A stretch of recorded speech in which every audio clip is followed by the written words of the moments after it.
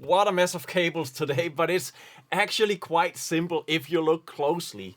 SKAARHOJ style PoE powered devices, single cable. Today's video is about Link.io and the new firmware platform replacing Uniswitch's legacy platform. It brings you new power, a modern UI as you'll see, and smooth integration with these wonderful accessories. And it's new life because you can upgrade most of your existing Link.io devices. Link.io accessories, they are designed to pair with Blue Pill Inside products, essentially everything else we do, but it also stands strong on its own with TSL support, HTTP automation, and even autonomous control of devices like Blackmagic ATEM switches in some of the cases.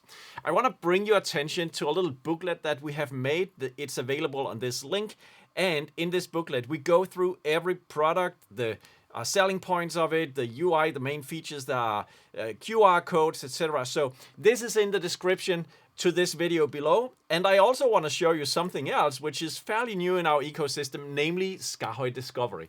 It's a new firmware application that will upgrade firmware on these devices.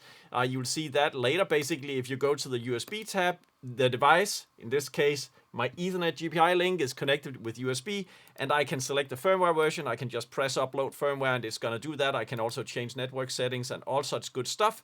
So this is also a new application, but cool thing is that it gives us a nice overview of these devices on our network today. So I can use that to jump straight to what I wanna show you. Okay, one of the things that I wanna do is jump straight into the first one, the tally box, which is called, well, if we search for tally on the network, we'll see it's tally box. It's right here. I open the UI, and as I promised you, we have a nice new UI for this one. Network settings are easy to access. There are a few settings you can additionally toggle if you want to disable password and such. You'll also find that on all our Link.io products, there's a control tab, and it's made for you to test the device. Because these devices, being accessories, they are supposed to be network connected to something else that controls them, most of the time at least. So with this UI, look at the tally box and the lamp right here. If I click this one, it's gonna light up red, and if I click it again, it is off. On the back side, I have a green LED, and if I toggle the green, which is the preview tally, then you can also see that. So what is this for? It is for actually testing the lamp as you're setting up the box, and now you can focus on the devices talking to the box.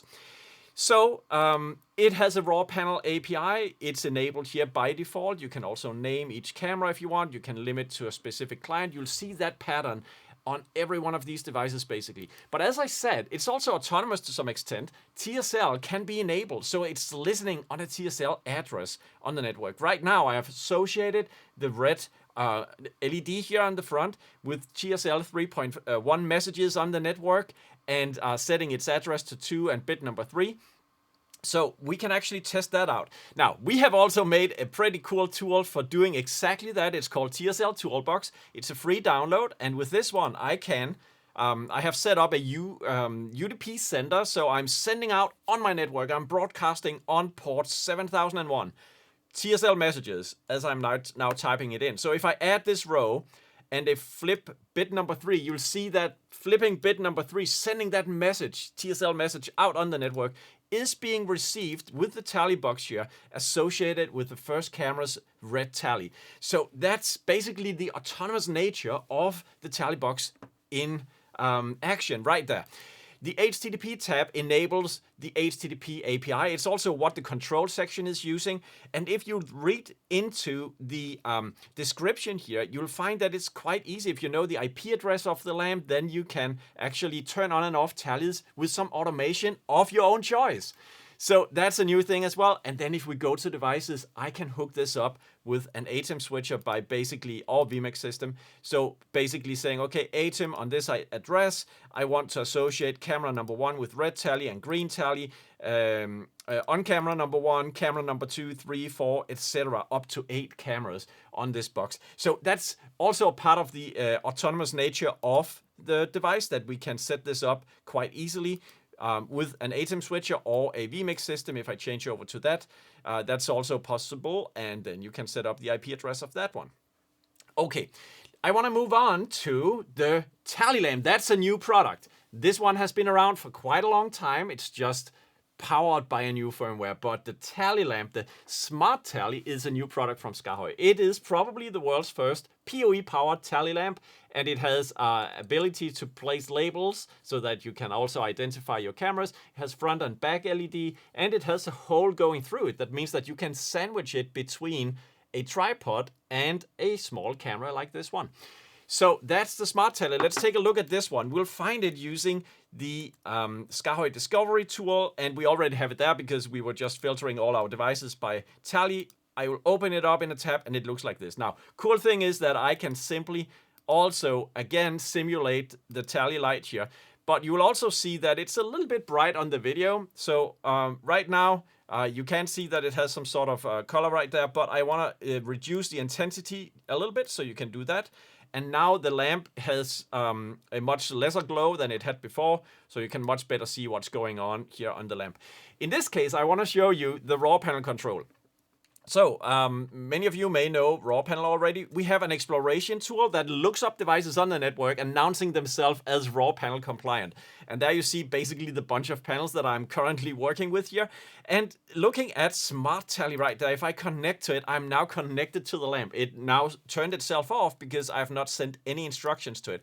And now I'm gonna pick the front and back LED and set a color. First of all, I can turn it on. If I do that, it's now lighting up in white, which is the default color of any button inside of SKAARHOJ's universe. And then I want to select pink. So now it's actually lighting up in pink. You're still having a trouble seeing that, so I'll reduce the brightness even more. But now you can see it's pink.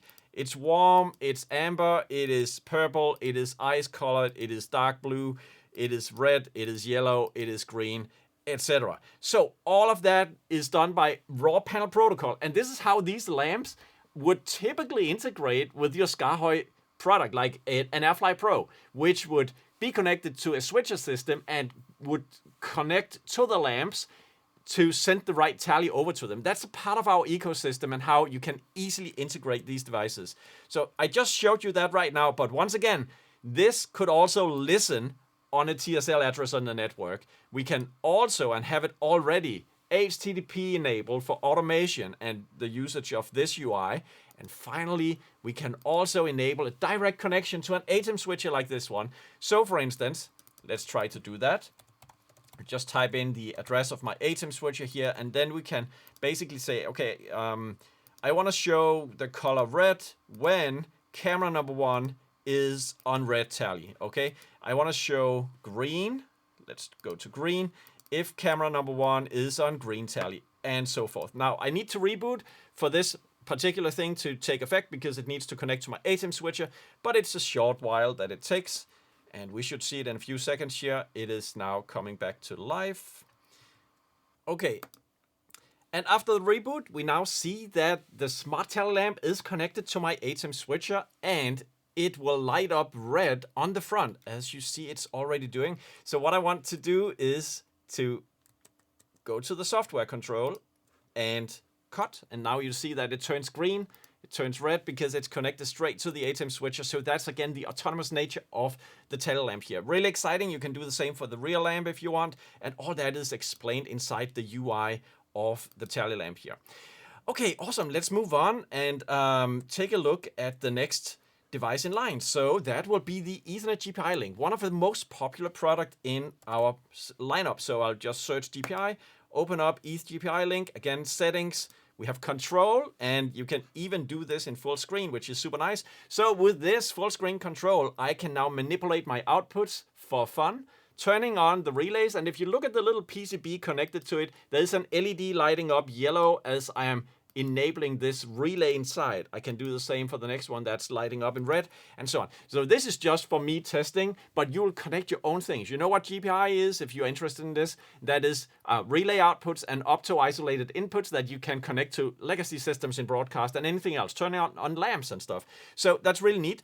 But we can also do something else cool, which is we can simulate the inputs. So if I actually press one of these buttons, I am shorting an input of the device and will see the effect in the UI. So you can see that it's showing us in the interface that now this input is shorted. Very great for monitoring, right?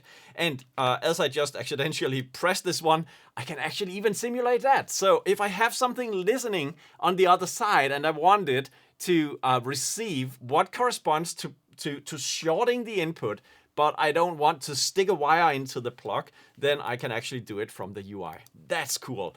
All right, so we have raw panel again. We have TSL where we can listen on TSL messages and associate it with relay outputs. We will also add it for inputs as well. We have HTTP, we have devices, straight connection to an ATEM switcher and associating outputs and inputs with sources on your ATEM switcher. We have also a unique ability, which is to link the ETH-GPI link to another Ethernet GPI link so that all inputs on one will short outputs on the other one and vice versa. So inputs over here will short outputs here.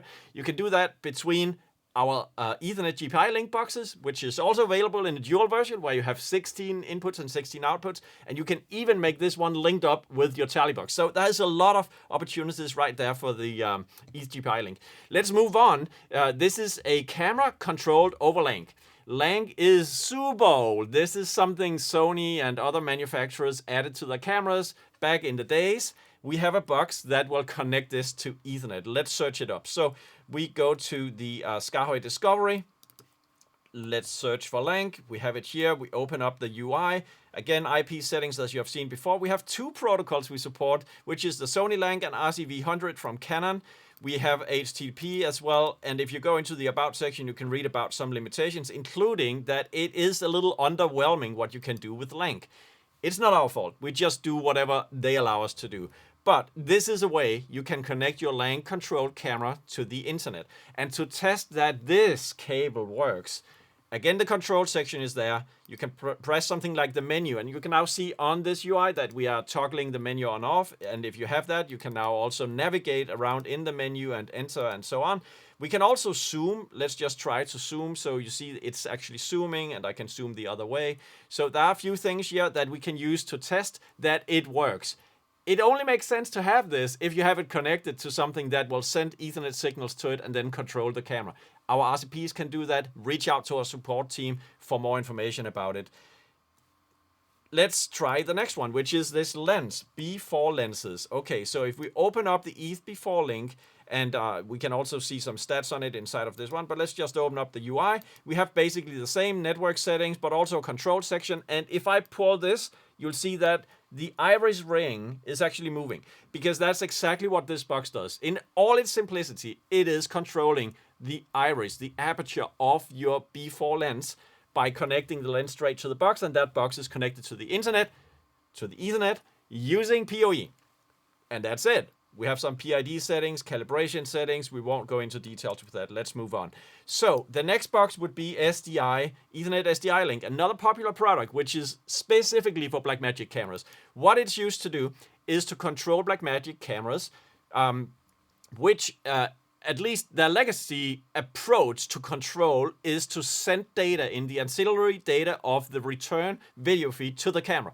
And we have a product that will inject that data.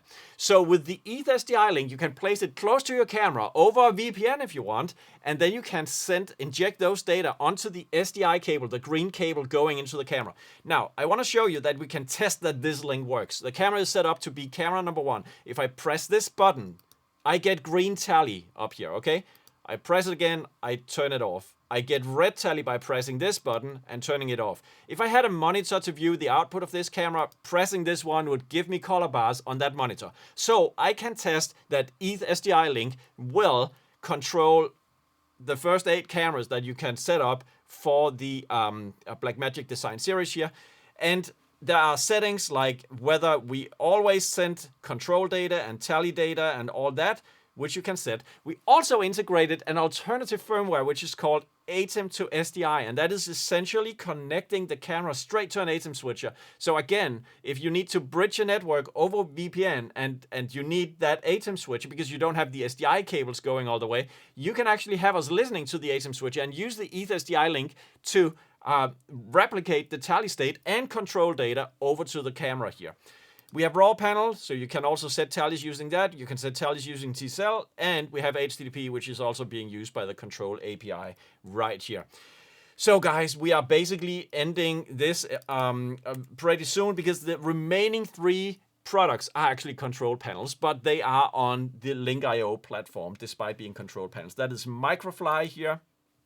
Super tiny interface, 2 buttons and a display. We have the quick pad, which looks like this. It's over there. And that's also raw panel, basically. And then we have the XC7, which is right here. A joystick that you can slap onto the side of your PTC Extreme, PTC Pro, or some other SKAARHOJ PTC controller. That's really great.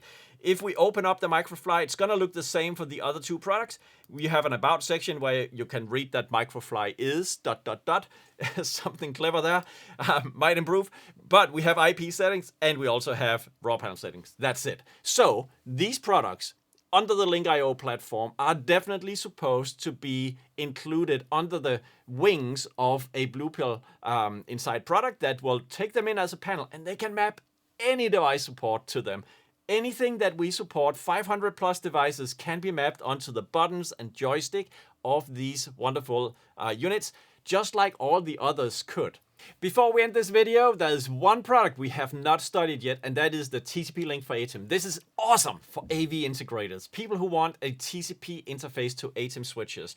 It looks like this. Again, network settings are easy, controls look like this, and you know what? If I press buttons in here, I am actually having a little UI in my web browser for switching my ATEM switcher. You can see it on the lights on the ATEM switcher that it works. Over here I have confirmation that I'm connected. That's awesome. We also have TSL again, and it has a feature which is quite cool, that it can actually send out TSL messages from your ATEM switcher. So there you have it, something people have been requesting for quite a long time, that we are sending out TSL messages from that ATEM switcher on the network being broadcast to this address here. So we could go and listen for that and use that for cool things. And then finally, again, the HTTP interface for full automation. So there are new bells and whistles added to this, but the main function of the TCP Link for ATEM is to actually use a terminal like this one, where you could connect to the device to its IP address, which is this one on this particular port. And if you do, then, unknown command. If I press stuff here on the front, you'll see that it's reflecting things back to this one.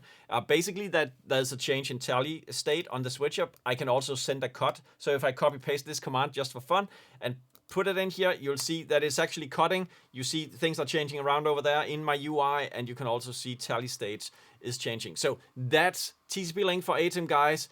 A lot of AV integrators love this product because it makes it actually possible to integrate ATEM switches in AV infrastructures. Thanks for watching this video. We are so excited about the Link.io platform because it's fresh, it's new, it gives new life to your existing Link.io products and your future purchases. It's bringing them in alignment with our Blue Pill platform, but also offers some specific popular autonomous features like connected to some devices, TSL support, HTTP for automation on your own. What's not to like? So if you think this is great news, if you are curious about what else we do, please like and subscribe to this channel. You can also follow us on social media like Facebook, Instagram, and X. You can also follow us by subscribing to our newsletter. It's all on our website, SKAARHOJ.com. And you can always reach out to our sales and support team for a contact to a human being. We love talking to our customers and learning what you think is interesting and how we can help you solve your challenges in broadcast.